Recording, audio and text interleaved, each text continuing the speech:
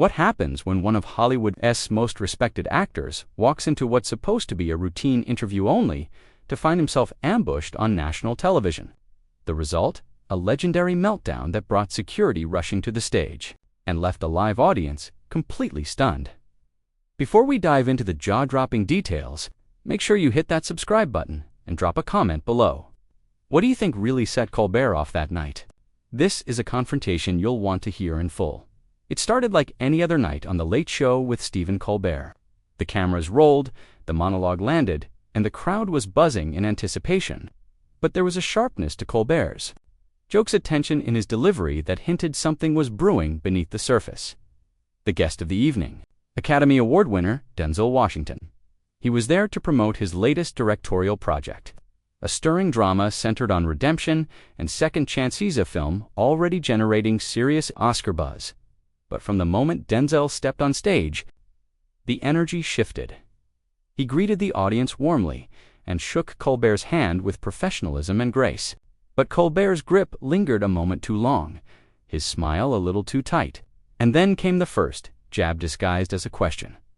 "So, Denzel," Colbert began, "your new film. Some might even call it preachy." The word landed like a grenade. Denzel stayed composed, but there was a subtle change. His shoulders squared. His expression cooled. "I wouldn't call it preachy," he said evenly. "It's about human nature, growth, change, things people are craving right now." Colbert leaned in. This wasn't a question, it was a challenge. The audience was quiet now, no laughter, just a rising discomfort as Denzel locked eyes with the host. "That's addressed in the film," Denzel replied, voice steady. "Redemption isn't ignoring harm, it's taking accountability for it, trying to repair what's broken when you can." "When you can," Colbert repeated, like it was a punchline. From there, the interview unraveled fast. Colbert pushed harder, questioning whether the film was self-serving, if Denzel was using art to rewrite personal history.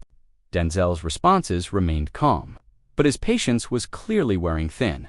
Then came the breaking point, when Colbert accused him of using faith as a PR shield. "About the work, instead, you tried to spin this into a hit piece. That's not journalism, that's a setup." The crowd erupted, some in gasps, others in applause.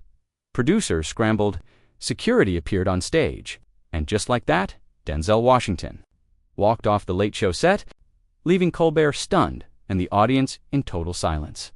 What followed was a media storm, a wave of online backlash, and serious questions about how far late-night TV is willing to go for viral moments. Whatever the intent was that night, one thing became crystal clear. You don't come for Denzel Washington unless you're ready for the consequences. It was becoming clear this wasn't the kind of interview. A tension had crept into the studio, unspoken, but unmistakably personal. It was as if Colbert was using the moment to work through some private agenda. With Denzel Washington caught in the crosshairs, still, Washington remained composed. But his voice carried a deeper weight when he answered, a note of warning beneath the calm. "I think that's where faith comes in, Stephen. Not everyone believes in it, and I respect that. But for me, and for the character in this film, there's a belief that no one is beyond redemption, that everyone deserves a chance to rise above their worst moment." Colbert's response was sharper now, his trademark smirk shifting into something colder. "Faith," he echoed. "Right? You're known for that. Very public about your Christianity, very vocal about traditional values." He paused long enough for the moment to grow uncomfortable before continuing. "Tell me, in your version of faith, is there room for people who don't fit into traditional molds? Or is redemption only available to those who follow a specific playbook?" The question hit like a slap. Washington's expression flickered, the mask of warm professionalism cracking for just a moment. His jaw set, and when he spoke, his voice had steel in it. "My faith teaches that God loves everyone, Stephen, every single person, regardless of who they are or how they live their lives.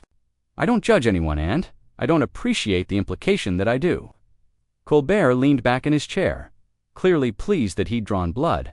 "I'm asking directly, because you've been vocal over the years about moral behavior, about family values, about traditional marriage. So I'm curious, when you talk about redemption and second chances, does that include everyone, or just the people who agree with your worldview?" The room had gone uncomfortably quiet.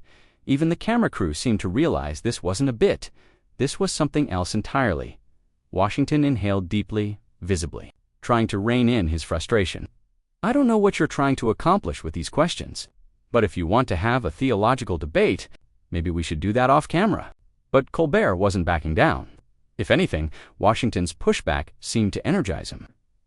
"No, I think this is the conversation we should be having on camera," Colbert said. "Because you put your beliefs out there. You use your platform to promote certain ideas about how people should live.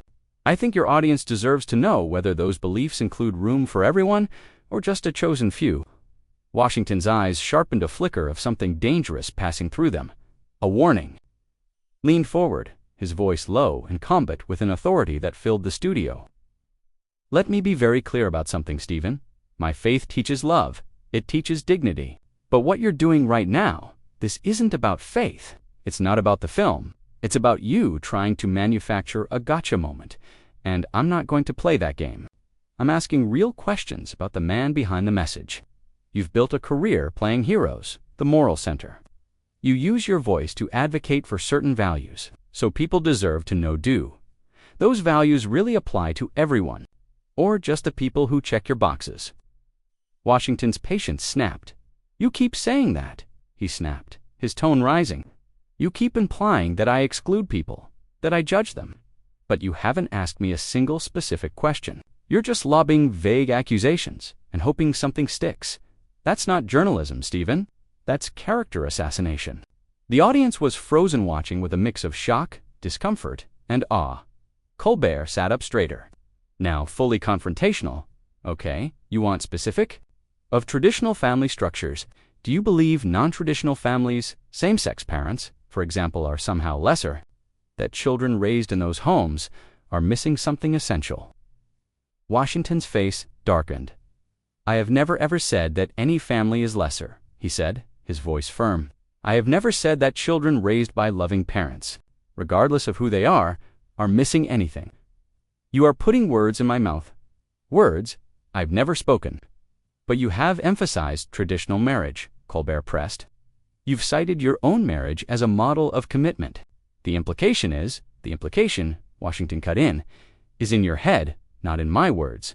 I can talk about my life, my marriage, my family, without that being an attack on anyone else's. Your assumptions are yours alone." And with that, the tension hit its peak. Or explode. Either way, it was clear. This was no longer an interview. It was a battle of values, live on national television. "But in your world," Washington said, his voice low but steady, "I'm not allowed to have personal beliefs without being branded a bigot." Colbert leaned back in his chair, visibly enjoying the rising tension.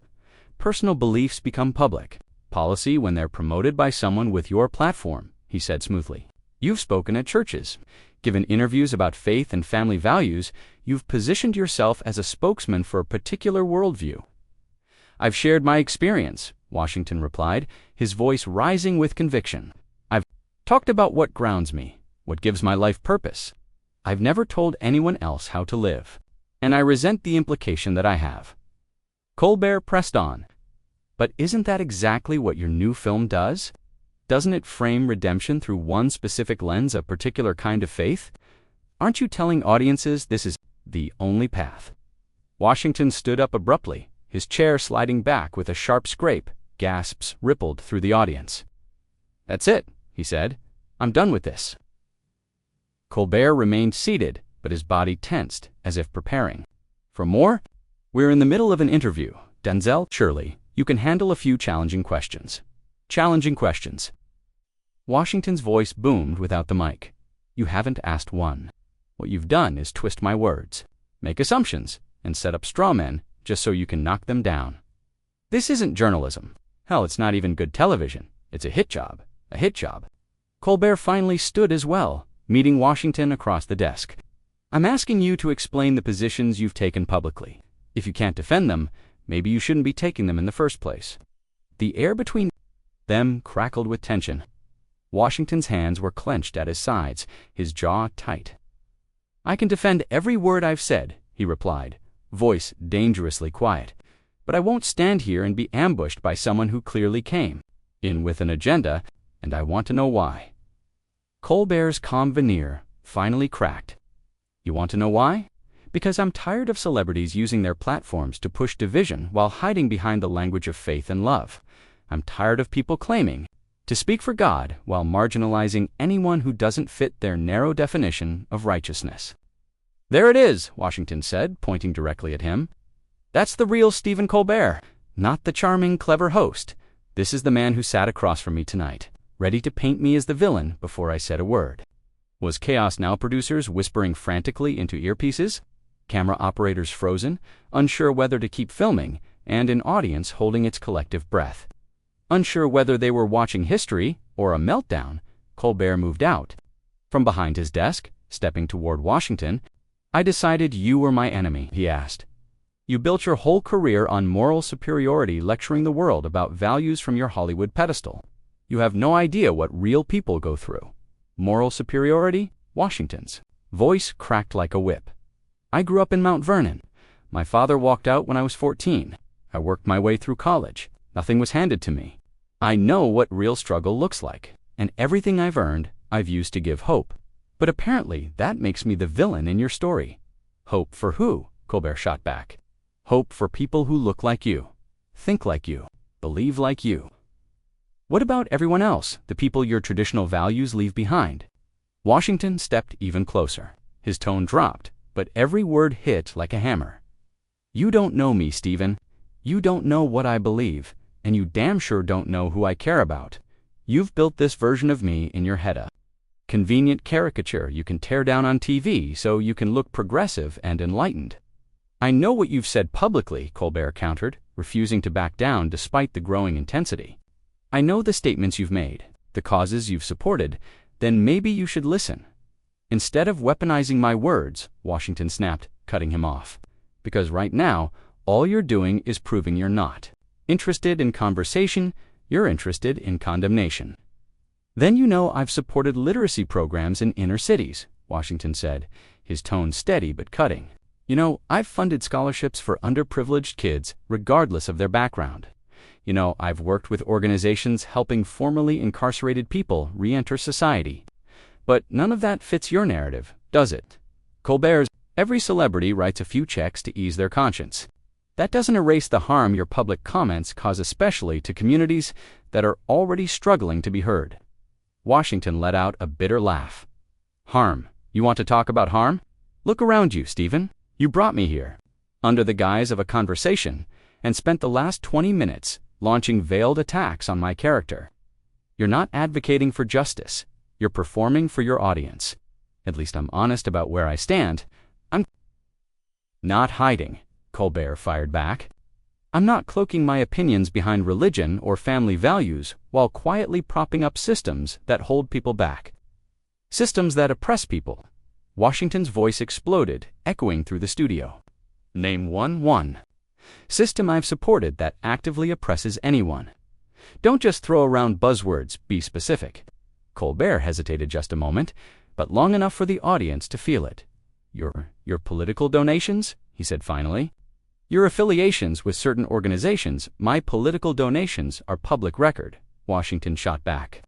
They've gone to candidates from both parties people I believed could serve their communities with integrity. As for my affiliations, they're with nonprofits that help everyone regardless of race, religion, or sexual orientation.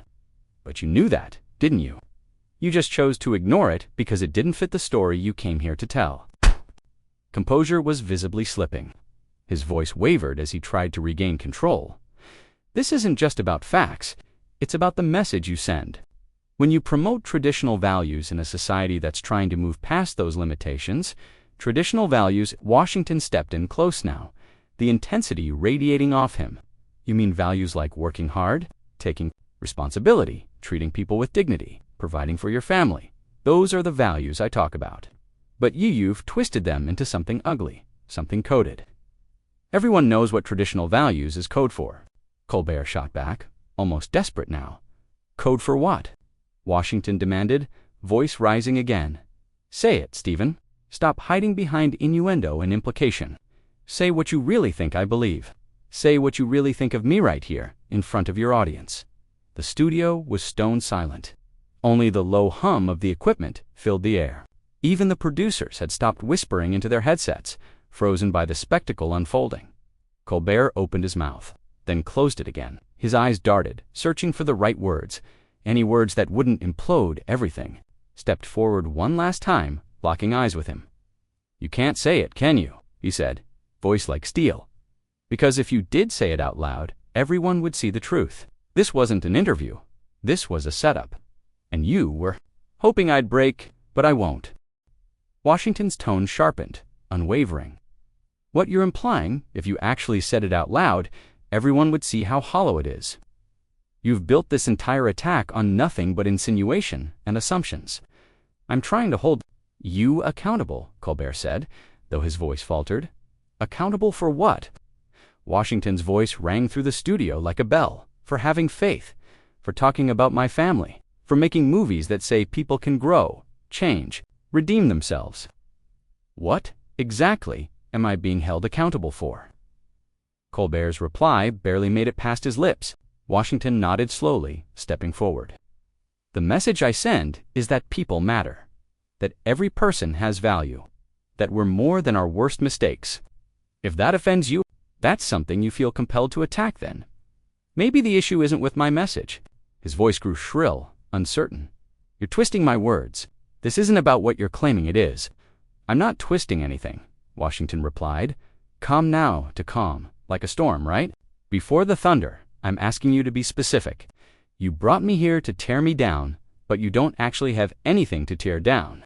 But you don't have facts." Colbert's eyes darted toward the cameras, toward his staff funnywhere, but back at the man confronting him. We need to go to commercial," he said, the panic barely concealed. "No," Washington said firmly. "We're not going to commercial. You started this, Stephen. You wanted this conversation to happen on camera, so let's finish it on camera." "This is my show," Colbert snapped, his volume rising. "I decide when we cut to break, your show." Washington let out a harsh laugh. "This stopped being your show the moment you decided to ambush a guest instead of hosting an interview. This turned into something else entirely." Colbert frantically signaled to producers off stage. Washington didn't flinch.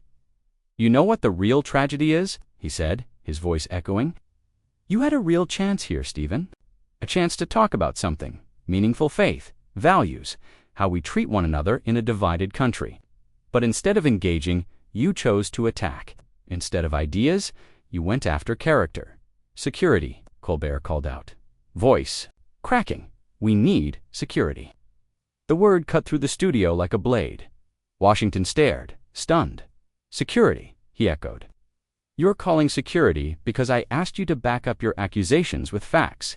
You started a fight you couldn't finish. Now you want to call and back up." Two suited men began walking toward the stage. Washington raised a hand. "Don't bother," he said, deadly calm. "I'm leaving, not because he's kicking me out, but because this isn't worth my time or my dignity." He slowly removed his microphone, every movement deliberate. "You know what's really sad, Stephen?" he said, setting the mic on the chair. "I respected you. I thought you were someone who used humor to challenge people, to make them think. But tonight, you showed me you're just another bully with a platform." "Get him out of here," Colbert mumbled, but even he didn't sound convinced. "I'm going," Washington said, already turning. But then he paused and looked directly at the audience. "Before I go, let me leave you with this. If this is what counts as discourse now, if this is how we treat people who dare to see the world differently, then we're in serious trouble." He stepped toward the audience, locking eyes with a story about second chances. "Instead, I walked into a character assassination built on nothing but prejudice and presumption. I hope you'll still see the film and judge for yourselves what it has to say." As Washington walked off stage, Colbert made a last desperate attempt to seize control. "Ladies and gentlemen, Denzel Washington. We'll be right back after this commercial break." But Washington turned back one last time. "No, Stephen, there's no we here. There's Oolone, with your assumptions, your anger. And there's everyone else just trying to make sense of what the hell just happened." Leaving behind a host who looked like he'd been hit by a freight train and an audience too stunned to clap, too shaken to speak. The cameras lingered for a few more seconds. catching the raw disbelief on Colbert's face before the feed finally cut to black.